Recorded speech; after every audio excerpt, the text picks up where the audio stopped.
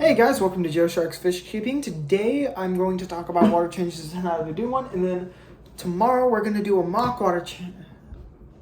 Yeah, tomorrow we're going to do basically a water change, and I'm going to show you physically how, not tell you how, because tell you how is tell you what you're going to need and what you're going to check for. Although I don't have a testing kit on hand, we'll talk about testing and when you should do it. So today we're going to talk about doing a water change on your fish tanks. So, okay, I feel like I should actually have this like right there, but like, okay. So basically, when you're doing a water change, you're gonna need some basic items, and I'm gonna tell you what to do, what not to do right now. So, but first we gotta cover your basic items, and then we'll cover common mistakes and stuff like that. Before we talk about, and tomorrow is like actually doing a water change, showing you the process of how to do it, instead of like talking about it. So that's next week's video, because I've like just changed all of my tank's water. Just changed this one's water yesterday, so it doesn't need it right now. Oh, relax, little coolie loach, you'll be fine. I know, if they get bigger, I'll move them. So, to any angry fish keepers in the comments, don't worry, we'll move them. Anyways, so, fresh water. Obviously, it's fresh water. All you're gonna need is your 5-gallon bucket and your gravel vac.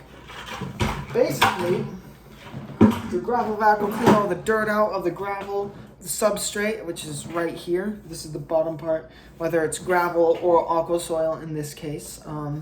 That's usually what you do with your gravel vac, and it'll suck up. I've had water as black as coffee before after using a gravel vac, which just shows how dirty the substrate will get, especially depending on the kinds of food you'll get and all of that stuff. However, when you are doing a water change on a saltwater tank, you're going to need one of these. Obviously, you'll have your gravel vac and your 5-gallon bucket. Oftentimes, I'll have two 5-gallon buckets, one with pre-mixed salt and one with and one empty one, where I'll just suck up some sand and water and I'll dump it into the tub, 'cause that stuff doesn't go outside. And I'll use this. This is hydrometer. That's what it's called. Yeah, totally. Totally not reading this thing. I call it the salinity checker, which is my completely fancy name for using this. At least none of the numbers are coming apart, see? Alright, so usually on these, you're going to want to aim for, let's see, right here, right about here. And that's where the fish will live. That's the salinity you need. It's not the massive amount of range. It just tells you what you're going to need. And I'm not going to tell you the basics of how and science of how this works, because obviously I don't know. But I am going to tell you that this thing is useful. It has saved me from killing that dang clownfish that loves to bite me every time. It's absolutely useful, and I use this thing a lot, and it still has water. Great. Take that. However, so basically you'll suck that up, and when you dump some salt, you'll take however much salt the box or that thing, the bag, in my case the bag, yeah, the bag of salt, tells me to put in. So I'll take a cup of that, not a cup, but like because if I say tablespoons, everyone's going to think it's a tablespoon, and it's not a tablespoon if you get that. But I'll take the scoop, the scoop that it tells me to put in the amount, and it has the amount written on it, and I'll dump that into the water, stir it around, and then I'll check on the water, and I'll check with this, and I'll say, oh, it's too high. So then, in that case, I'll have to add water to it, or take some away and then add some water to it. Basically, I have extra RO water on hand in case I need to mix salt, or for when I do mix salt. And I always pre-mix my salt water, because pre-mixing your salt water, it just saves a lot of time when you're doing water changes, as opposed to non-premixed salt water, which you gotta mix it then, and it's absolutely takes forever, and it's frustrating. Yeah, so there, and I'll get faster at it the more I go.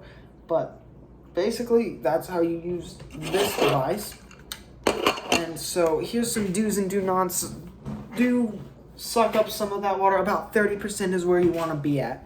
So from here, it's about right here. So I take out about that much, a bit wobbly, and then I'll replace about that much. Sometimes a bit lower, sometimes a bit higher. Depends on the day. Now I do keep a little off the top here because coolie loaches like to climb out. Little fun fact. So I do keep a little off the top. So that's how that be. And then on 30 gallon, I'll take out a lot more, and it almost fills up the whole bucket. So basically, that's how freshwater water changes go. And this is one of the few days where I will talk about salt water, because I don't know much about salt water. I'm not an expert in that field. Sorry. But anyways, so once you get done doing all of once you get done doing all of that, you replace it with water, with either dechlorinated tap water or RO water. Personally, I prefer RO water because RO water it's better for the fish. You don't have to pay for dechlorinator, which is just an extra expense on top of your water.